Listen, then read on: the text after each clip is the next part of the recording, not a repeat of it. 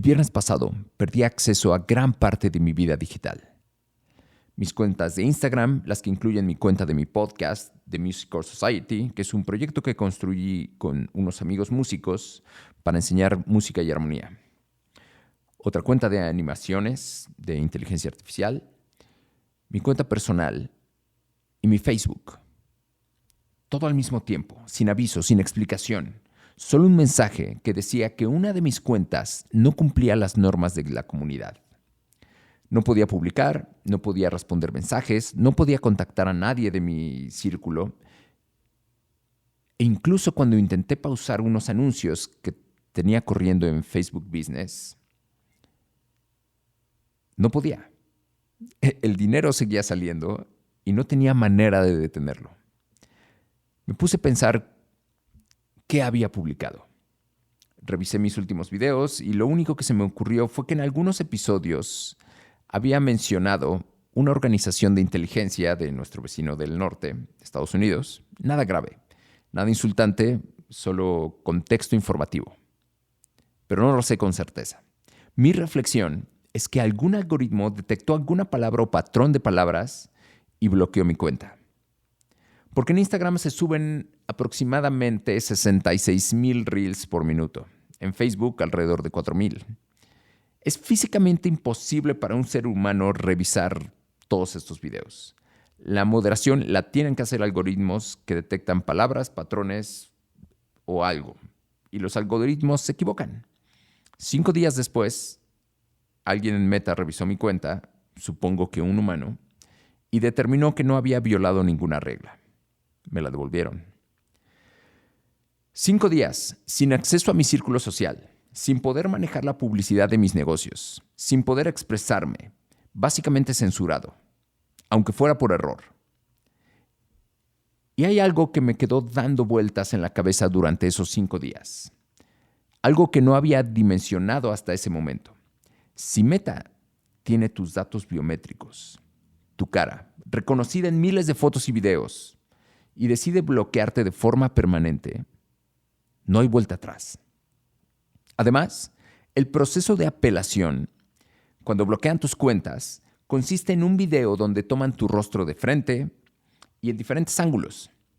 Entonces, tienen el poder de impedirte crear una nueva cuenta con tus biométricos. No digo que lo hagan, no lo sé. Solo digo que tienen el poder. Y si algún día un gobierno decide presionar a una empresa como Meta para que cancele a alguien, esa persona desaparece digitalmente. Y en el mundo de hoy, si desapareces digitalmente, desapareces por completo. Lo que me pasó a mí fue un error de 5 días, pero me mostró con una claridad que no esperaba el nivel de poder que una sola empresa tiene sobre nuestra vida. Y no soy el único. El 4 de octubre de 2021, a las 11:51 de la mañana, hora de la costa este de los Estados Unidos, le pasó algo parecido, pero a 3,000 millones de personas al mismo tiempo. En ese momento, algo inusual comenzó a pasar en las pantallas de millones de personas alrededor del mundo. WhatsApp dejó de funcionar. Instagram tampoco cargaba. Facebook mostraba una pantalla en blanco. Messenger en silencio. Durante 6 horas, 3 de las aplicaciones más usadas del planeta simplemente desaparecieron. No fue un hacker, no fue un ataque de ningún gobierno, no fue una falla del Internet en general. Fue algo mucho más simple. Pero antes, quiero mencionar que ese día fue una advertencia que debe ser atendida. Para entender lo que pasó, tengo que explicarte algo que probablemente nunca has escuchado, pero que es fundamental para que Internet funcione. Se llama BGP, Border Gateway Protocol. No me voy a poner técnico. Piénsalo así. Imagina que Internet es una ciudad enorme con millones de edificios. Cada edificio es un servidor, una base de datos, una aplicación. Y para que tú puedas ir de tu casa a cualquiera de estos edificios, necesitas un sistema de señales de tráfico que te diga por dónde ir, que te diga cómo llegar, cuál es la dirección. BGP es ese sistema. Es el protocolo que le dice a todos los dispositivos del mundo cómo encontrar la dirección de cada servidor. Ahora, imagina que Meta tiene sus edificios en esa ciudad. Para que alguien pueda llegar a Instagram o a WhatsApp, Meta necesita publicar su dirección en ese sistema de señales para decirle al mundo, esta es mi dirección. El 4 de octubre del 2021, durante una operación de mantenimiento de rutina, un ingeniero ejecutó un comando que accidentalmente hacía lo opuesto. Meta retiró todas sus direcciones del sistema. En segundos, fue como si Meta hubiera borrado su nombre de todos los mapas del mundo simultáneamente. El Internet no encontraba Facebook, no encontraba Instagram, no encontraba WhatsApp. Y aquí viene la parte que se pone interesante y alarmante. Los propios ingenieros de Meta tampoco podían acceder a sus sistemas para arreglarlo. ¿Por qué? Porque las herramientas que usaban para gestionar la red, los paneles de control, los accesos remotos, todo eso vivía dentro de la misma red que acababa de desaparecer del mapa. Era como si el llavero para entrar al edificio estuviera dentro del edificio y acabaras de cerrar la puerta con doble llave desde fuera. Tuvieron que mandar ingenieros físicamente a los centros de datos para que entraran en persona y reiniciaran los sistemas de forma manual. Tardaron 6 horas. 6 horas en las que negocios que dependían de Instagram para vender no pudieron publicar ni responder mensajes. Familias en países donde WhatsApp es un medio de comunicación accesible quedaron incomunicadas. Periodistas, activistas, organizaciones sin fines de lucro, todos offline al mismo tiempo. Ahora, una pregunta. ¿Cuántas empresas distintas fallaron ese día? Una sola empresa. Y esa empresa controlaba el canal de comunicación de aproximadamente 3.5 mil millones de personas. Es decir, un poco más del 40% de la población mundial. ¿Cómo llegamos a ese punto? Los ingenieros llevan décadas advirtiendo que esto es exactamente lo que pasa cuando centralizas demasiado. Y Meta no es un accidente, es un modelo de negocio. En ciencias de la computación existe un concepto que se llama Single Point of Failure, punto único de falla. Es exactamente lo que suena. Un sistema diseñado de tal manera que si un solo componente falla, todo colapsa. Los ingenieros llevan décadas enseñando que esto es lo que no debes hacer cuando construyes sistemas que importan.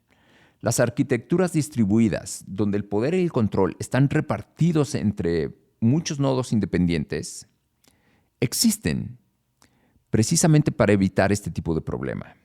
Si un nodo falla, los demás siguen funcionando. El sistema sobrevive. El correo electrónico es un ejemplo perfecto de esto. Nadie posee el email. Tú puedes tener una cuenta en Gmail, yo en Hotmail, alguien en Yahoo, alguien más en un servidor propio en cualquier país, y podemos escribirnos sin problema. Si Gmail cae hoy, el resto del email del mundo sigue funcionando. Porque el email fue diseñado como un protocolo abierto y distribuido. Las redes sociales modernas están tomando el camino opuesto. Y lo hicieron deliberadamente. ¿Por qué? Porque centralizar es, en el corto plazo, es más barato, más rápido de construir y más fácil de controlar. Y sobre todo, más fácil de monetizar. Cuando todo está en tus servidores, puedes ver todo lo que hace el usuario. Puedes venderle esa información a tus anunciantes. Puedes controlar qué ve y qué no. Puedes modificar el algoritmo. Tienes el poder de modificar incluso comportamientos. Pero hay algo más profundo que esto, y tiene que ver con la economía. En 1985, 2 economistas, Michael Katz y Carl Shapiro, describieron en el American Economic Review un fenómeno que hoy define nuestras vidas digitales: los efectos de red. La idea es simple. Una red se vuelve más valiosa conforme más personas la usan. Tiene más sentido estar en Facebook si tus amigos están en Facebook. Tiene más sentido usar WhatsApp si toda tu familia y tus amigos la usan. Y mientras más personas entran, más valiosa se vuelve la red y más difícil es salir de ella. Shapiro y Varian lo llamaron lock-in, quedar atrapado. No porque alguien te lo impida, sino porque el costo de salir, perder tus contactos, tus grupos, tu historia, se vuelve demasiado alto. ¿Cuántas veces has pensado, no me gusta WhatsApp, pero es la que todos usan? Eso es exactamente estar atrapado. ¿Y Facebook, hoy Meta, lo entendió antes que nadie? Primero construyó una red con efectos de red masivos. Luego compró a sus competidores antes de que pudieran crecer. Instagram en 2012 por $1,000 millones. WhatsApp en 2014 por $19,000 millones.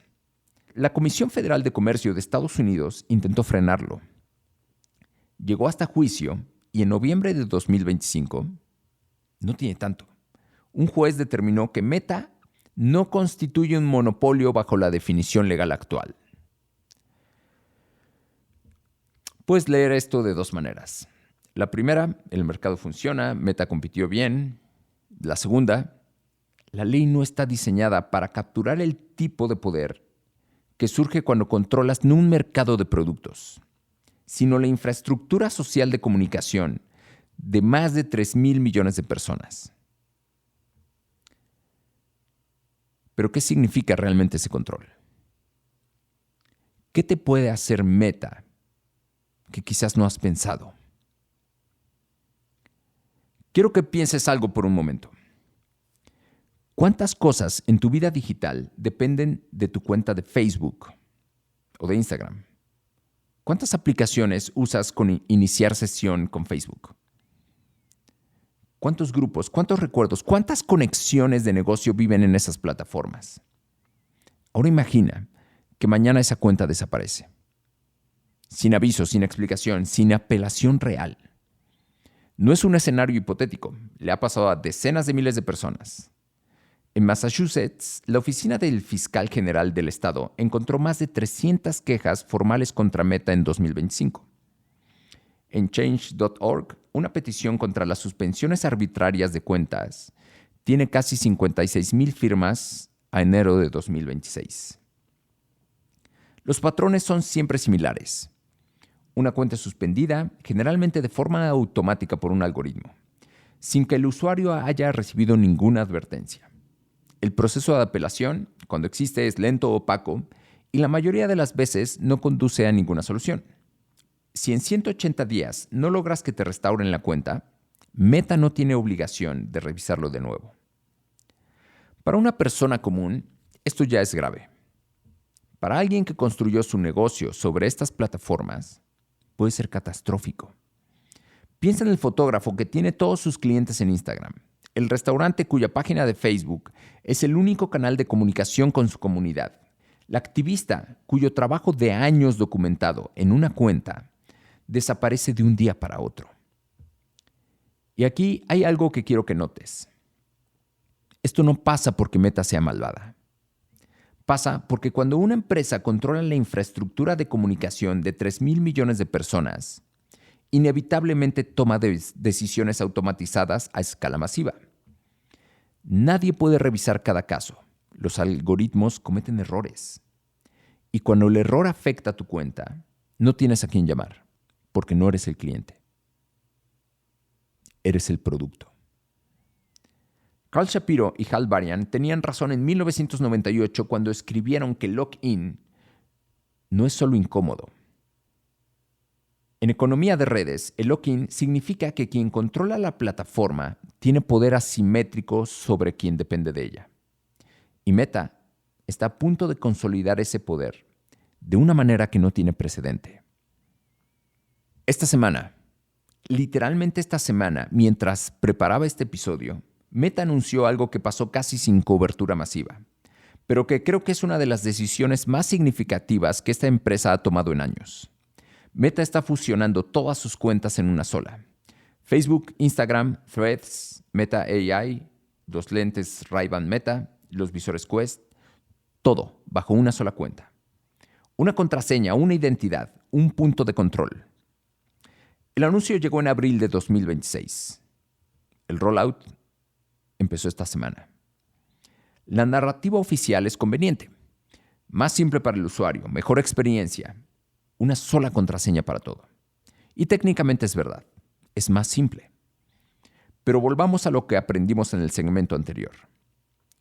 Antes, si te suspendían la cuenta de Instagram y las tenías separadas, al menos conservabas el acceso a Facebook y a WhatsApp. Eran plataformas distintas, con sistemas de cuentas separados. No era ideal, pero había cierto aislamiento. Al unificar las cuentas, si tu cuenta es suspendida por un error, por una queja falsa, por cualquier razón, pierdes acceso a todo al mismo tiempo. Facebook, Instagram, Threads, Meta AI, en teoría, incluso tu dispositivo Quest podría quedar bloqueado. Un solo punto de falla, aplicado no a la infraestructura técnica de Meta, sino a tu identidad digital. ¿Recuerdas el 4 de octubre del 2021? Ese día, Meta sufrió su propio punto único de falla. 6 horas para arreglarlo. Ahora Meta está construyendo un punto único de falla individual, uno para cada usuario. Hay algo más en este movimiento que vale la pena nombrar.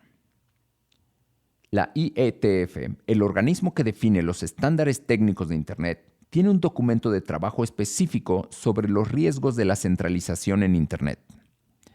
El texto advierte que cuando demasiado poder se concentra en pocas manos, el resultado no solo es fragilidad técnica, es fragilidad democrática.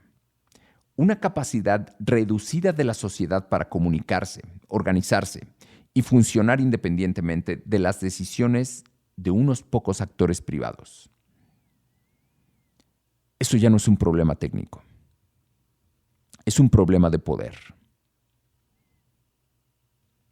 Quiero cerrar este episodio con una reflexión. Piensa en tu identidad digital como lo que es una infraestructura, y ningún ingeniero responsable construye una infraestructura crítica sobre un solo punto de falla. Por lo tanto, mi recomendación es: distribuye tus plataformas y hazlo no solo por empresas, también por geografía. Aquí hay algo que pocas personas consideran. El riesgo de centralizar no es solo en una empresa, es también en un mismo gobierno. Si todas tus plataformas tienen sus servidores y sus oficinas legales en Estados Unidos, una sola decisión política puede afectarlas a todas simultáneamente. Recuerda que Estados Unidos tiene como filosofía que la política exterior de todos los países de todo el mundo debe obedecer a la política interior de Estados Unidos. La diversificación inteligente significa usar plataformas que operen bajo diferentes jurisdicciones. TikTok, por ejemplo, tiene sedes en Singapur y Los Ángeles, lo cual tiene sus propias implicaciones. Pero significa que una decisión de un gobierno no las apaga al mismo tiempo. Telegram tiene su sede en Dubái y sus servidores distribuidos en múltiples países, lo que lo hace considerablemente más difícil de apagar desde un solo punto de presión gubernamental. No estoy diciendo que confíes ciegamente en ninguna de estas plataformas. Estoy diciendo que tener presencia en plataformas bajo diferentes jurisdicciones reduce el riesgo de que una sola decisión te borre todo al mismo tiempo. Si creas contenido, no construyas sobre una sola plataforma. Debes tener presencia en múltiples plataformas, por ejemplo, YouTube, TikTok, Instagram, Facebook, X, un canal de Telegram e incluso una lista de correos. De esa manera es difícil que tu vida digital desaparezca. Y una última recomendación: no utilices iniciar sesión con Facebook o iniciar sesión con Google para nada importante. Hemos llegado al final del episodio. Si este episodio te hizo pensar y consideras que es de utilidad para alguien más, compártelo. Y además, sígueme tanto en Spotify, YouTube, y tengo un canal de Telegram, Al Andrade Podcast.